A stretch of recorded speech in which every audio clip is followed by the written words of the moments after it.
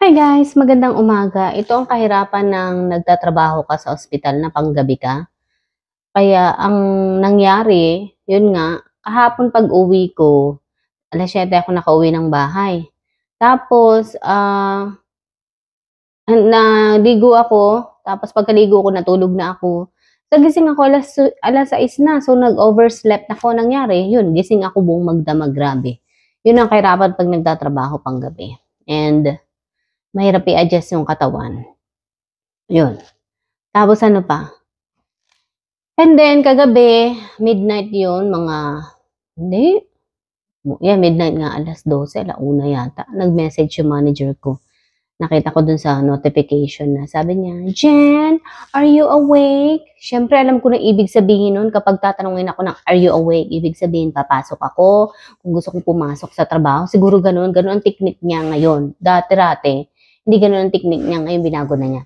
Okay, hindi dahil sa ayaw kong magtrabaho, hindi dahil sa ayaw ko ng grasya, hindi dahil sa tumatanggi ako ng grasya, pero this week is then medyo mahirap para sa akin. Ako ay talagang ang tawag dito, nagsisuffer ng anxiety this week. So gusto ko ipahinga yung sarili ko, as in talagang super pagod ko, super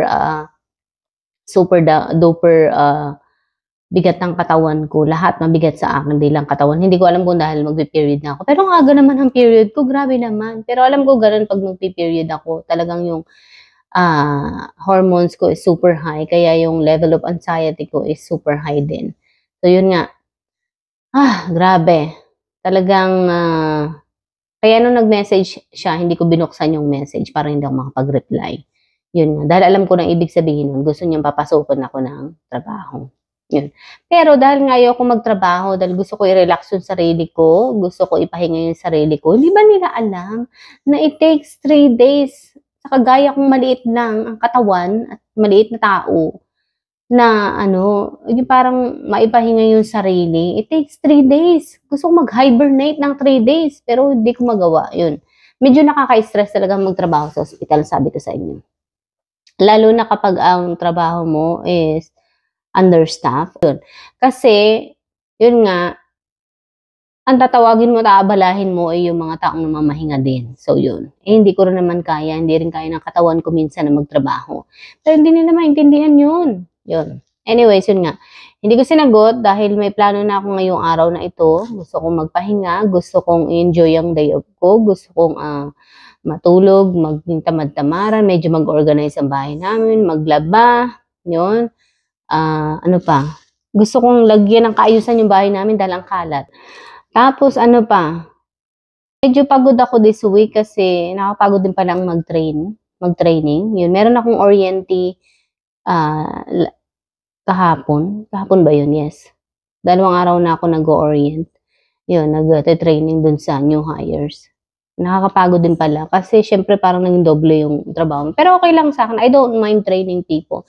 But this is my first time in my entire life na ako ay mag-train ng new hires. Medyo nagulat din nga ako bakit naging preceptor na agad ako bago pa lang ako dun sa trabaho ko. Yun.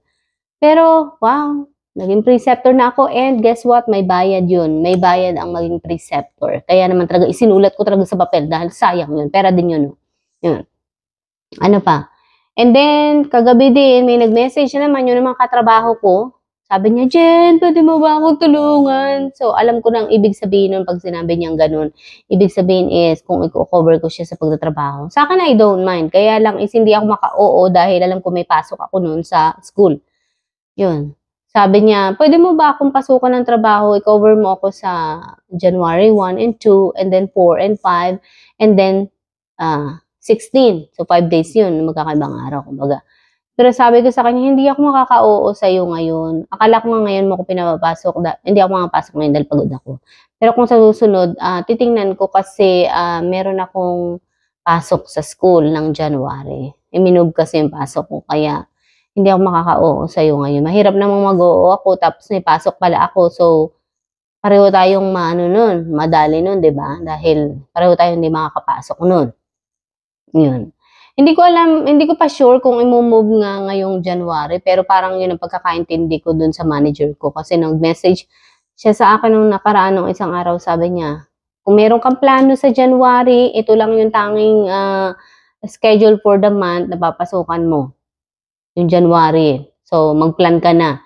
So, ibig sabihin, January yun. But I'm not sure. Pero nung kausap ko naman yung HR, ang sabi sa akin is, December daw. Kaya nga niya ako pinapupunta ng December 8. Hindi ba ito nag-uusap tong mga to? Kasi December 8 yung sinabi sa akin ng HR na pumunta ako doon para mag-sign ng contract for 2 years service hours. Yun. Ito namang manager ko, hindi man ako nakausap. Kung hindi talaga siya mag-handle. Sabay ganun. Parang, turo ako na ba siya? Ganun. Pero hindi. Yun. Magkakape ako ngayon and mag-aalmusal. Hindi nga ako nakatulog buong gabi. Magkakape pa ako. Well, hindi pa rin naman ako inaantok. And then magre-ready ako dahil pumunta ako ng bangko. Pero mamaya pa naman ang bukas ng bangko, alas 9. Pero gusto kong mag-ready na lang ngayon. Gusto ko laging maaga ako eh. Ano magagawin ko sa bangko? Ayusin ko yung card ko kasi hindi ko siya magamit sa labas dahil hindi ko na-activate yung PIN ng both ng debit card at credit card. Tapos, pwede ko naman gawin through phone. Kaya lang, nung tinawagan ko, yung tanong sa akin is kung ganito daw yung amount ng pera ko. May ganun pang tanong. Tapos mali naman kasi hindi naman yun ang amount ng perang nandun sa bangko. Kaya sabi ko, no. Ang nangyari, binlock ako ng bangko. Kasi mali yung aking sagot na ibinigay. Mali din naman yung tanong na binibigay nila sa akin. So, yun, hindi ko magamit yung aking card. Kaya, hindi ako makagastos. Hindi ako makabili ng ng mga kailangan ko. Nag-grocery ako nung last week. Hindi ko nabili kasi ayaw gumana ng card ko, decline. Tapos, sabi ko sa kanya, okay, ito na lang cheque ko, ang ibabayad ko. Sabi ba naman na, hindi kami natanggap ng ganyang cheque. Sabi ko, baliw ba itong mga taong to? Kagagamit ko lang nitong checking ito nung nakaraan, tinanggap naman, nagkaigi naman, kinaltas naman sa bangko ko. Tapos sabi nitong babaeng ito, hindi daw sila tumatanggap ng ganong cheque na may maikling number. Buang. Sabi ko na ng ganon. Tinanggap nung isa niyong kahera ito dati. Tapos ngayon, hindi mo tatanggapin. Sabi ko na lang, okay, fine, whatever. Sabi ko na ng ganon. Sige, cancel ko na lang to. Sabi ko ganyan. Ayoko na makapagtalo dahil ako pagod na. So, yun. Malis na ako. And then yun, pupunta nga ako sa base. And then pagpunta ko ng base, bibili na ako ng bigas kasi nandun ang bigas, nandun ang jasmine rice. Wala silang jasmine rice dito. Meron man, pero maliit na bag.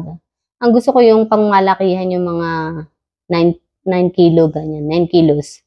Para maramihan, pang matagalan na sa aming mag-ina yun. Kami lang namang dalawang masyadong nakain ng rice. Yun. Ano pa? So, yun. Magtrabaho sa ospital is nakaka-stress. Yun lang. Gusto ko lang mag-share na naman sa inyo. So, bye!